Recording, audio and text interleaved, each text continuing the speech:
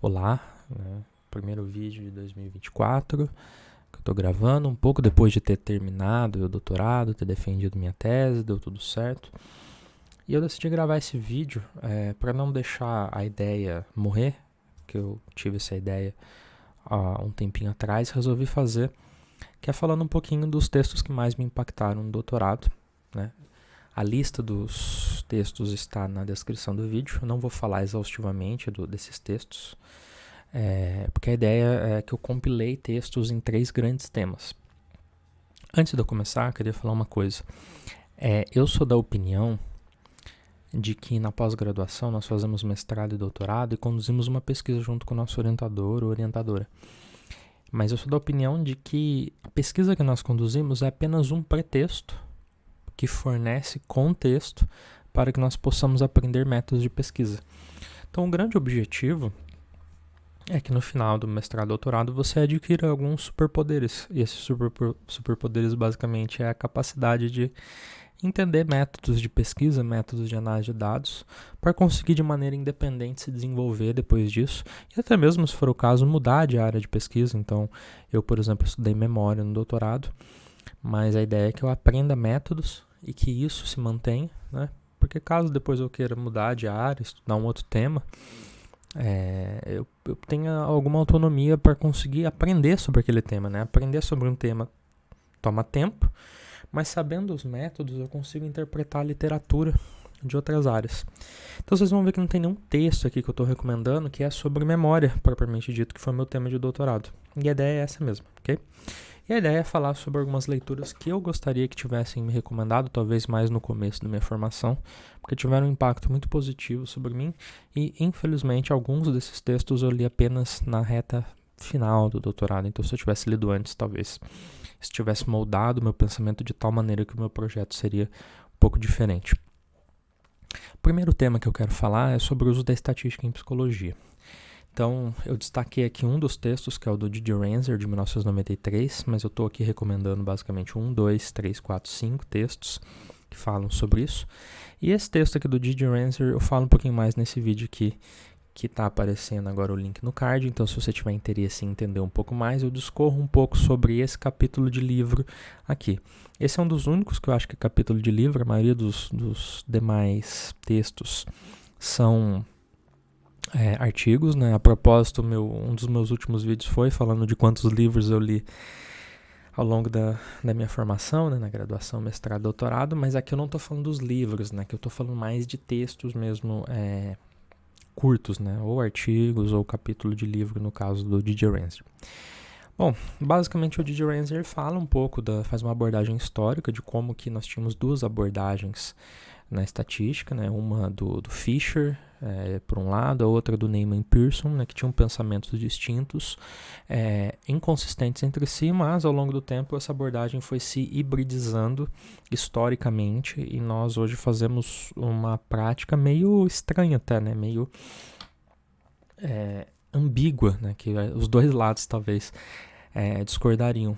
E, na verdade, o ponto do Didier Renzer é que muitas vezes nós nos engajamos em rituais estatísticos. Então, nós reproduzimos análises que são ritualísticas dentro do laboratório, dentro de uma área de pesquisa, sem refletirmos de forma crítica se realmente aquela análise estatística é a mais correta ou mesmo se ela é necessária, né? O Didier Renzer nos lembra muito bem que nós tivemos importantes nomes dentro da psicologia que produziram conhecimento relevante antes mesmo que a estatística moderna emergisse tal como a gente conhece hoje, né? Por exemplo, Piaget, Wertheimer, Kafka e Kohler, ali da psicologia da Gestalt. Nós podemos citar também Hermann Ebbinghaus, que estudou memória experimentalmente, os primeiros psicofísicos ali, né? Fechner e Weber, próprios primeiros análises de comportamento, né? O Watson, o próprio Skinner, poderia falar também os estudos do Pavlov. Então são bons exemplos disso. E só para fechar aqui esse primeiro tópico, o Cohen dá um exemplo muito interessante que é o seguinte. Eu vou adaptar aqui a nossa cultura, mas suponha que eu queira fazer uma pesquisa que existe uma doença X e o meu objetivo é estudar essa doença, né? Na verdade, essa é uma doença que ocorre em diferentes países do mundo, né? Em alguns países apenas. E eu tenho a hipótese de que essa doença, que é uma doença rara, não existe na população brasileira. E aí eu vou lá e coleto 30 participantes. Então, colocando aqui, foi o que eu consegui. Fiz uma amostra aleatória de 30 participantes e detectei que um deles tinha a doença. Então, na verdade eu deveria ter colocado aqui, 1 de 30 tem a doença. Né?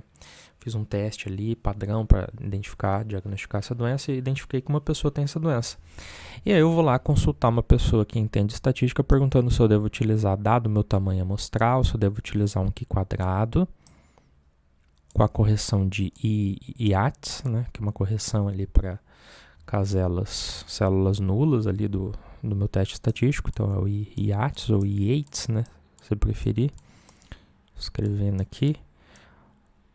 Ou o teste exato do Fisher, né, que eu vou chamar aqui de F, né, que não é a letra F, mas vou pôr o Fzinho aqui. Então eu quero saber se eu uso esse teste aqui ou se eu uso esse teste aqui para testar estatisticamente os meus dados. E o Cohen fala como que isso é absurdo, né? Pô, sua hipótese é de que a doença não existe na população. A maneira como você está colocando a sua hipótese é uma maneira que simplesmente estatística descritiva resolve. Se você encontrou um caso, você já refutou a sua hipótese, porque você encontrou um caso de uma pessoa que tem doença. Então você não precisa utilizar a estatística. Então às vezes nós nos engajamos em rituais estatísticos e utilizamos estatística quando ela nem é necessária para fazer uma inferência ou tirar uma conclusão sobre os nossos dados. Então recomendo esses textos que são muito legais aí para tentar desenvolver uma postura mais crítica sobre o tema. Esses textos não ensinam análise estatística, tá? Não são textos de método, mas eles falam sobre o uso da estatística em psicologia. O segundo tema que eu quero falar, eu denominei de pesquisa experimental e pesquisa correlacional. Originalmente, né, eu tinha pensado em colocar aqui versus, né? Mas eu evitei de fazer isso porque eu não quero colocar esse contraste de uma maneira em que eu incentive que essa dicotomia seja feita, embora ela exista em algum nível, ok? Então nós temos o texto clássico do Lee Cronbach, né, que é o mesmo Cronbach do Alpha de Cronbach, e tem esse texto muito interessante que é falando sobre as duas disciplinas da psicologia científica, em que ele fala da pesquisa experimental, né, e da pesquisa correlacional, também chamada de psicologia diferencial ou psicologia de diferenças individuais. Bom, nós temos um termo em inglês que é eu vou escrever aqui porque eu não coloquei no slide, que é o reliability, né? Que o reliability basicamente poderia traduzir como fidedignidade ou confiabilidade, tá? Então, reliability. E esse termo, ele é um termo polissêmico na psicologia, porque se eu falo que um efeito é reliable, né, confiável, bom, geralmente confiável nesse contexto experimental significa que um efeito é replicável ao longo dos estudos, da literatura, né, ou que num determinado estudo mesmo o efeito foi estatisticamente significativo. Então, reliable muitas vezes é utilizado como sinônimo de significante. Só que reliability na psicometria tem um outro sentido, né, que tem a ver com a consistência dos scores ou das mensurações em aplicações alternadas, paralelas ou repetidas, né, ao longo do tempo. Ali. Na teoria clássica dos testes, isso pode ser quantificado ali como a proporção do score observado que é score verdadeiro, né? Então, essa seria a definição ali da teoria clássica dos testes, nesse sentido. O problema é que estou falando isso para mencionar que na pesquisa experimental, uma das maneiras que a gente tem para aferir se um efeito é significativo ou não, pensa num delineamento em que eu tenho um delineamento intra-sujeitos, por exemplo, a tarefa de Stroop, né, clássica tarefa de Stroop, eu mensuro ali o tempo de reação dos participantes, né, nas respostas ali das cores das palavras, e eu quero ver a diferença, né? Quero ver se as pessoas realmente demoram mais para responder quando existe uma incongruência entre a cor e a palavra do que quando existe uma congruência. E eu vou calcular a diferença entre essas duas condições para cada participante e tentar chegar a uma diferença média e dividir isso por uma medida de variabilidade aqui no denominador, que é essa parte aqui, que eu posso, grosso modo, pensar isso aqui como o erro padrão da diferença, né? Que é basicamente o que é isso mesmo, né? Erro padrão da diferença, né? Não vou escrever aqui porque senão vai dar problema. Então seria um erro padrão aqui no denominador. Ou seja, o índice de variabilidade está no denominador. E para o teste T demonstrar efeitos significativos, eu espero que esse valor aqui seja baixo, né? Quanto menor, melhor. Então, o controle experimental, via de regra, visa com que eu maximize a diferença aqui. Então, eu quero que aqui no numerador o valor seja grande e no denominador o valor seja pequeno, né? Ou seja, variabilidade entre sujeitos é indesejável na pesquisa experimental. No entanto, na pesquisa correlacional, nós temos, por exemplo, a correlação de Pearson, e eu falo de correlação num vídeo anterior, que também está aparecendo no card. A minha medida de variabilidade vai tanto no denominador, né, os desvios padrões de duas medidas, mas também no numerador. Ora, se eu tenho uma medida que varia pouco, por exemplo, uma variável x que varia pouco, ela provavelmente vai ter pouca covariância com uma outra variável y, porque se ela não varia quase, provavelmente ela não vai covariar com uma outra coisa, né? Se ela é quase uma constante, pensa o seguinte, esse valor aqui eu quero que ele seja o mais próximo possível de zero, só não quero que ele seja zero porque zero não tem divisão por zero, né?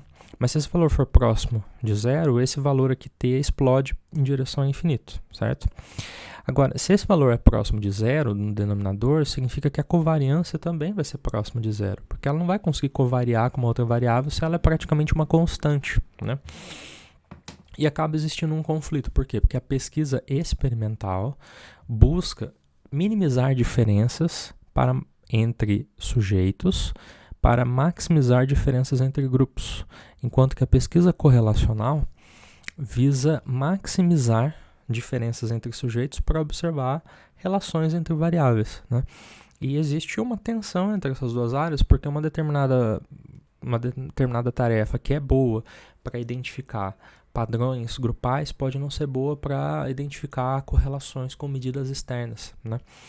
E esse conjunto de artigos fala um pouco sobre essa tensão, fala um pouco sobre as duas disciplinas, como que elas se separaram, como que eu avalio a fidedignidade em tarefas experimentais, como existe um paradoxo da fidedignidade, e eu acho fundamental a gente entender esses temas para conseguir conciliar e inclusive entender por que existem discrepâncias nos resultados encontrados em estudos experimentais e em estudos correlacionais. Então ficam as minhas dicas de leitura.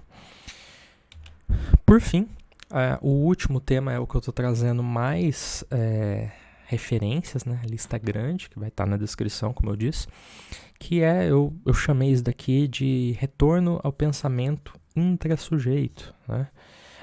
Poderia também chamar isso aqui de um outro nome, né? Que particularmente esse texto aqui utiliza isso no título, que é o problema ou a questão da generalizabilidade do grupo para a pessoa.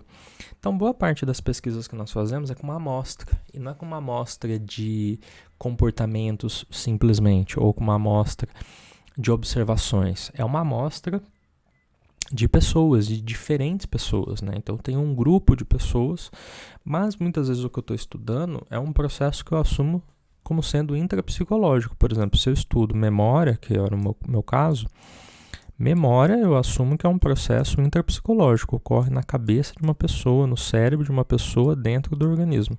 Quando eu estudo 50 participantes, calculo estatísticas ali, tiro média, tiro desvio padrão, aquela média ela reflete uma memória de uma pessoa, reflete um processo médio, e esse processo médio guarda ainda, captura algo sobre a memória de cada um dos indivíduos.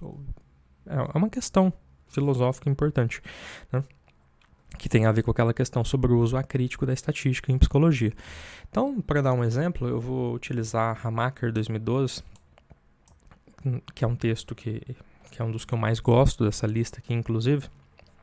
Ela dá um exemplo muito interessante que é o seguinte, em relação a por que é importante retornar, né, e pensar intrasujeito. Então, suponha que eu peguei um grupo de 100 pessoas, né, selecionei esse grupo, levei para o laboratório, uma pessoa por vez, e pedi para a pessoa digitar um texto para mim. Então, eu dei um papel para a pessoa, abri um programa ali em que ela foi digitando aquele texto.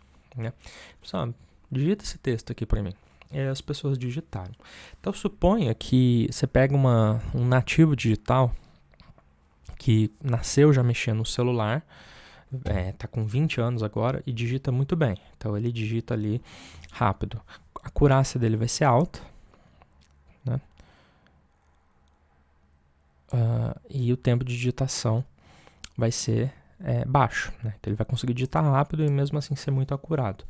Agora pega, por exemplo, a minha avó, né, que é imigrante digital, né? Ela digita muito devagar, catando milho, e mesmo assim erra bastante, porque ela não tem muita habilidade ali. Então ela vai estar aqui mais ou menos, né? Então, para facilitar, eu vou colocar vários pontinhos aqui. Então, os meus pontinhos estão ficando pequenos, mas a ideia aqui é que eu vou ter uma tendência mais ou menos assim no meu gráfico, né? Ou seja, eu vou ter mais participantes que digitam... Os participantes que digitam rápido, aliás, os participantes que digitam rápido estão aqui, né? Eles também têm um bom desempenho. Os participantes que digitam devagar têm um desempenho ruim. Ou seja, eu tenho uma correlação aqui que é negativa. E por que essa correlação é negativa? Bom, não sei, mas uma hipótese é que a habilidade aqui é algo que é variável entre os sujeitos. O que explica a relação entre as duas variáveis é a experiência prévia, né? O grau de proficiência que a pessoa tem naquela ferramenta. Então, essas duas variáveis estão associadas por algo que tem dentro das pessoas, que é a proficiência delas com o uso de teclado, que faz com que a pessoa que tem mais proficiência acerte mais e faça isso em menos tempo, a pessoa que tem menos proficiência acerte menos aqui e faça isso em mais tempo. Agora, suponha que você pega o indivíduo. Então, peguei uma pessoa só e dei um texto para ela digitar, né? Essa pessoa digita um texto, então, vamos supor que quando ela conseguiu digitar mais devagar, ela acabou acertando mais. Então, ela foi melhor quando ela digitou devagar. Aí, num outro dia, eu peço de novo essa pessoa digitar. Nesse dia, ela estava com mais pressa, ela digitou mais rápido, mas ela se saiu pior. Num outro dia, ela não digitou nem tão rápido, nem tão devagar, então ela não foi muito acurada também, ficou um pouquinho mais ou menos. E se eu for fazendo vários pontinhos aqui para essa pessoa, é a mesma pessoa em dias diferentes, eu vou ter um padrão que é mais ou menos igual a esse daqui, que é uma relação crescente, ou seja, uma relação positiva. Geralmente o tipo de pesquisa que a gente faz é esse daqui, né? A gente não faz esse tipo de pesquisa, né? Exceto o pessoal de análise de comportamento que costuma tentar fazer pesquisas assim. Ora, por que eu observei uma relação grupal e uma relação diferente ao nível individual? Bom, quando eu observo uma relação diferente, muito possivelmente é porque o mecanismo que explica a natureza dessa relação é diferente dessa. Note que aqui no grupal, a habilidade é variável entre sujeitos, né? E cada sujeito foi observado uma única vez. Cada pontinho aqui é uma pessoa nas duas medidas. Aqui, no individual, a habilidade supostamente é fixa, né? Supondo que a pessoa não aprenda muito ao longo das mensurações, então a habilidade da pessoa de digitar é algo mais ou menos fixo. O que muda? O que muda é a prioridade.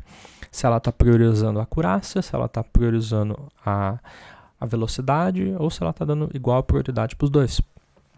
Ok?